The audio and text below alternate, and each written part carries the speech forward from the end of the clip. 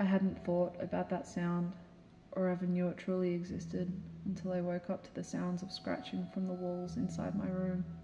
I always thought that they were his drunk hallucinations that became true even in his few sober moments. There was a time when my father was loving, he was kind, and I could see him behind his eyes, but the day my mother died, he died too. And all that was left was this shell of a man I once knew. I was only 10 when that drunk driver took her from us. I was only 10 when the world stopped making sense. I don't think I ever learned how to cope. I just learned how to exist. My father, however, coped by drowning himself more and more, day by day, trying to find the answers at the bottom of a bottle. It started as just a few drinks a night, to a whole bottle, and then bottles. And then he started to hear scratching within the walls of our house. He'd always scream at the sounds, shouting at me about the rats that taunt him because he could never find them. My dreams were invaded with rats. I could never hear, and the thudding of my father trying to find them. I couldn't sleep, I couldn't eat, I couldn't focus, and my days started to blur into this grey haze. My school eventually caught on that something was wrong when I collapsed in the cafeteria. They brought my father in and told him that I needed help. They told him that they understood our situation was tough, so they would give him a chance. They told him that either he sends me to a regular outside of school psychologist, or they would have no choice and would have to call for Child Protective Services to check up on the house. He of course agreed, driving me home, cussing at me, telling me that I was too much for the school to handle, so now because of this he has to spend unnecessary amounts of money to make me, quotation marks, better. He told me I couldn't be fixed because I was too broken, but that he had no choice. I don't remember much about her, except that she smelt like warm honey, and that as soon as I saw her, I felt safe and like I could breathe for the first time ever. It wasn't long before I started seeing the world in bright colours, but the rats scratched louder until it was deafening. He drank more to silence them, but their sound crescendoed with every sip. He eventually broke, screaming at me that she was turning me against him, laughing that I was deluded to think that she could fix me. I was just too broken to be fixed, so I stopped seeing her. The world faded back to grey, and I thought it would stop the rats. But nothing did, until I woke up to an axe being thrusted into the far wall of my room. I woke up screaming.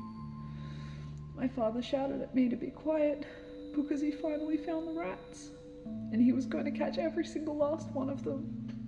I grabbed my blankets and pillows to curl up on the couch downstairs, with the TV blasting in the hopes of drowning out the sound of the thud, thud, thud. The next morning when I woke up to see the damage caused in my room, there was nothing. The wall was untouched, no dents, no holes, or dust on the carpet. He never spoke about it. But even till his death, he never heard the rats again. Years passed and my father faded to a sickly yellow, as his liver had finally given up on him, like he gave up on the world. No one came to the funeral except for my partner and I. I saw him lying in that casket, and he looked no different. That night, I finally heard it, the scratching.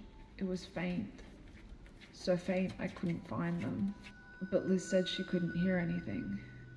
But each night that passed, the scratching got louder and louder, until I stood in front of that wall holding that axe like I dreamed my father did years ago.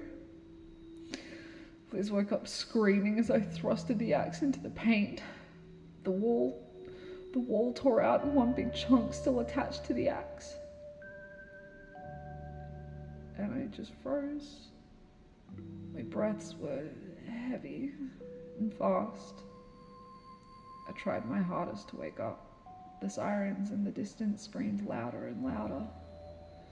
As they grew closer, I begged to wake up. I heard a faint voice calling my name. The officer asked, "Can you hear me?"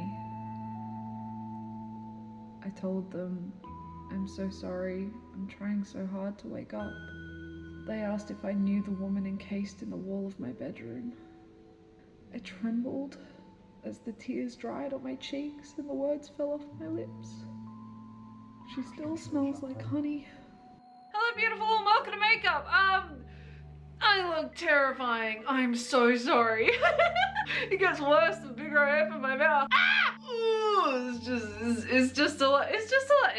I just wanted to say a quick thank you for watching today's video. It's very different for what I usually do. Not so much in the makeup realm of things, but definitely the formatting and definitely writing like a short story to go with the makeup look or a makeup look to go with a short story kind of situation. So please let me know. Please let me know if you like this format. If you don't worry. Never gonna happen again. And if you do, I'll see if I can write any other short stories and do some makeups to go along with it. Like spooky season, am I right?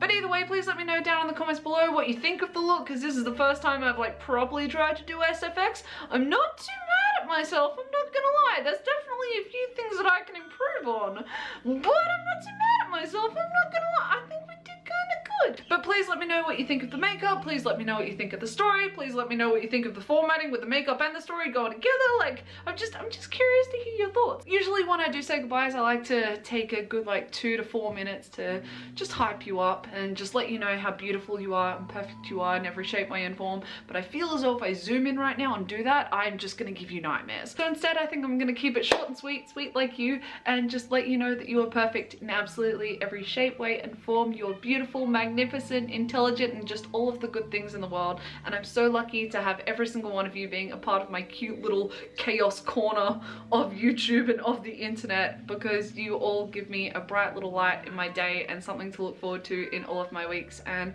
there's not enough thanks in the world that I can give you that really makes it feel right and makes it feel enough, because how do you say thank you to perfection?